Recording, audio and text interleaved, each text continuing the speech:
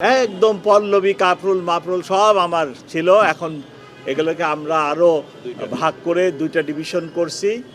তো তখন আমার এই অঞ্চলটা অত্যন্ত ক্রাইম প্রন ছিল, বিএমপি বস্তি ছিল, তারপরে এদিকে আরও অনেক বস্তি টস্তি ছিল, প্রচুর অপরাধ হইতো, শুটিং হইতো। কয়েকজন শীর্ষ সন্ত্রাসী এই এলাকাতে বিচরণ ছিল, শাহাদত ছিল, আলাউদ্দিন ছিল, মোহাম্মদপুরে আরও দুইজন ছিল। তখন আমাকে এখানে ডিসি পশ্চিম হিসাবে সরকার নিয়োগ দেয় এবং আমি এই অফিসটাতে দীর্ঘ 2 বছর কাজ করি। তো সেই স্মৃতি ভুলবার নয়, তাই আমি ওই স্মৃতি এবং এই বাসাটা দেখার জন্য মূলত আসছি। এবং এখন এটা ডিসি তেজগাঁও অফিস, এই বাসাটা দেখায় আমার মূল উদ্দেশ্য এবং এলাকার খোঁজখবর নিতে, এই বিভাগের ক্রাইম সিচুয়েশনটা কি ওটাও আমি জানতে আসছি। এটাই আমার মূল উদ্দেশ্য। এখনও এলাকায় মোহাম্মদপুরে, বিশেষ করে মোহাম্মদপুর, আদাবর এই এলাকাগুলোতে ছিনতাই খুবই বৃদ্ধি পাইছিল মাসখানেক বা 20-25 দিন, 1 মাস আগে।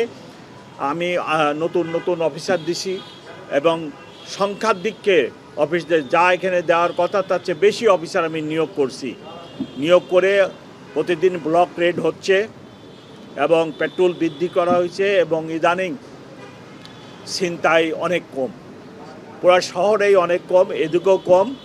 তবে যে ছিনতাই হচ্ছে এখনও এই মোহাম্মদপুর, বসিলা, আদাবর, শ্যামলী এইগুলোতে হয়। আমি এই ক্রাইম ডিভিশনের পাশেও আমার সিটি, ডিবি, ইভেন আমি র্যাবকেও অনুরোধ করছি এইদিকে টহল জোরদার করার জন্য।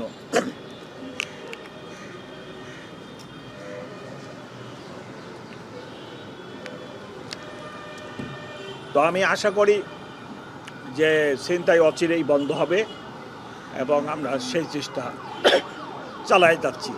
এখন আপনারা যদি 1-2টা কথা জানতে চান, আমি জবাব দিতে রাজি।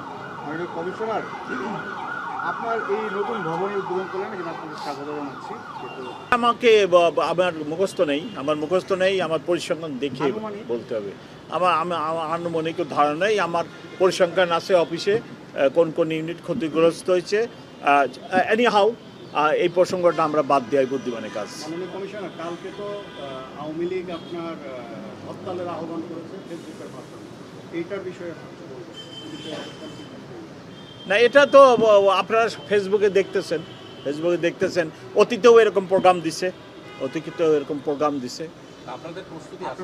হ্যাঁ, আমাদের পুরো শহরে নিরাপত্তা ব্যবস্থা আছে, প্রস্তুতি আছে, আমরা কাজ করতেছি। অতীতেও দিছে, তো গত 1-1.5 মাসে তো এরকম প্রোগ্রাম ফেসবুকে আরও দিছে, সেগুলো আমরা মোকাবেলাও করছি। তবে ল অ্যান্ড অর্ডার গুড। ওই বিচ্ছিন্ন কিছু ওই দাবি দাওয়া নিয়ে কিছু গোষ্ঠী রাস্তায় আসে, ট্রাফিকিংটা বন্ধ করে। ইহা ব্যতীত ল অ্যান্ড অর্ডার গুড, ছিনতাই কমে গেছে এবং অন্যান্য অপরাধও সিগনিফিক্যান্ট নেই। সিগনিফিক্যান্ট থাকলে তো আপনারাই পেপারে পত্রিকায় দিতেন। আপনার সিগনিফিক্যান্ট কোনো অপরাধ হচ্ছে বা ঘটনা হচ্ছে, এটা কিন্তু পেপার পত্রিকায় দেখবেন নাই। আমাদের এখন যেটা মূল সমস্যা সেটা হলো যে নানা গোষ্ঠী আপনার তাদের দাবি দাওয়া নিয়ে রাস্তায় নামতেছে এবং রাস্তায় নেমে রাস্তার ট্রাফিকটা বন্ধ করে মানুষের ব্যাপক সাফারিংস হয়। আমি একাধিকবার রিকোয়েস্ট করছি যে আপনারা এই কাজটা করবেন না, মানুষের অনেক কষ্ট হয়। আজকেও আমি রিকোয়েস্ট করতেছি যে দাবি দাওয়া আদায়ের স্থান রাস্তা হতে পারে না। আপনারা দাবি দেওয়া সংশ্লিষ্ট কর্তৃপক্ষের কাছে যে টেবিলে বসে সমাধান করেন।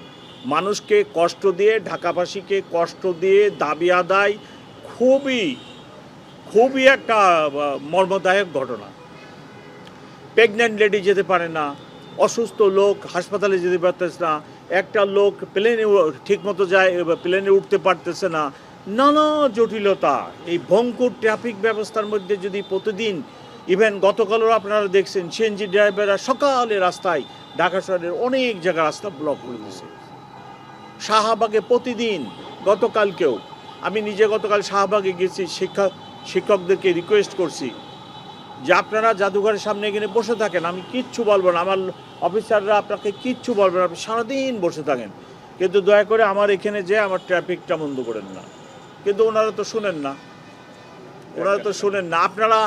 আপনারা তো খালি আমাদের নেগেটিভ দিকগুলো দেখান। আমার লোকেরা পানি মারছে সেটা দেখান, আমার লোকেরা গ্যাস মারছে দেখালেন, আজকেও পত্রিকায় দেখেন। কিন্তু ওনাদেরকে যে আমরা বারংবার রিকোয়েস্ট করতেছি, আমি কমিশনার নিজে শাহবাগ মরে গেছি এবং তাদেরকে বলছি, বাবা সোনারা ট্রাফিকটা ডিস্টার্ব করে না, তো যা এইখানে বসে থাকো, সারাদিন বসে থাকো, কিন্তু ওনারা শোনেন নাই।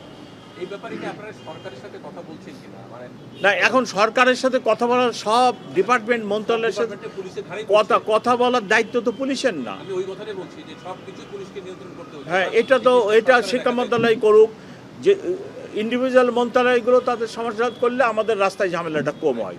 তো আমরা ওনাদেরকে রিকোয়েস্ট করি। তিতুমিরের কলেজের ব্যাপারে শিক্ষা মন্ত্রণালয়কে রিকোয়েস্ট করার পরে জয়েন্ট সেক্রেটারি একজন যায়, কথা বলে সমস্যার সমাধান করা হয়েছিল। আমরা সবসময় ওনাদেরকে রাস্তায় রেখে আমাদের পুলিশের লোক, তাদের দুজন প্রতিনিধি নিয়ে ওই মন্ত্রণালয়ের উপদেষ্টা, মাননীয় উপদেষ্টা অথবা সচিব মহোদয় বা অন্যদের সাথে যোগাযোগ করে দিই। এই দায়িত্বটা আমরা করি। মাননীয় কমিশনার, আমি তো আসি যে এই যে ফেসবুক ভিত্তিক যে কর্মসূচিগুলো দিচ্ছে, এটাকে আপনারা কিভাবে দেখেন আসলে এই কর্মসূচি? আগামীকালের হরতালের কর্মসূচিতে যেটা দিচ্ছে, এখন আপনার হলো মিডিয়ার যুগ, দিতেই পারেন। এটার ব্যাপারে আগামীকালের কর্মসূচির ব্যাপারে কোনো প্রস্তুতি আছে কিনা আপনাদের? অল আউট প্রস্তুতি আছে, আবার ডিপ্লয়মেন্ট থাকবে, কোনো ইয়ে নেই, আপনারা আশঙ্কিত হবেন না, কোনো কিছু ঘটবে না। Thank you. লাস্ট একটা কোশ্চেন, ডেভিল হান্ট নিয়ে এখানে আসলে পুলিশের ভূমিকাটা কি, কিংবা কতটুকু, কিংবা পুলিশেরও মেন ভূমিকায়, আমরা তো যৌথ বাহিনী তৈরি করা হয়েছে আমাদেরকে অ্যাসিস্ট করার জন্য। আমরা মেন স্ট্রিমে কাজ করতেছি, আমাদের অনেক অ্যারেস্ট, আমাদের মধ্যে 400-500 অ্যারেস্ট হচ্ছে, 400-500 আমরা অলরেডি অ্যারেস্ট করতেছি। এটা তো একটা ভালো ফলাফল আছে।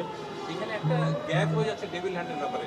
মাননীয় আইজিপি মহোদয় বলেছিলেন যে সেনাবাহিনী, কোস্টগার্ড, পুলিশ, বিজেপি এদেরকে সমন্বিত করে একটা সেলের বসে সিদ্ধান্ত নিয়ে তারপর অপারেশনে যাবে, ডেভিল হ্যান্ড অপারেশনে। কিন্তু এখানে আমরা দেখছি যে ইন্ডিভিজুয়াল পুলিশ না, আমরা সবাই করতেছি, সবাই মিলেই তো করতেছি। হ্যাঁ, সম্মিলিতভাবে হচ্ছে। আমরা সবাইকে ডাকি, যে সমস্ত এজেন্সির লোক পাওয়া যায় সাথে করে ডাকে নিয়ে যাই। তো আমরা সম্মিলিতভাবে, আমাদের কন্ট্রোল রুম সম্মিলিতভাবে চলতেছে, সম্মিলিতভাবে। Thank you. Thank you.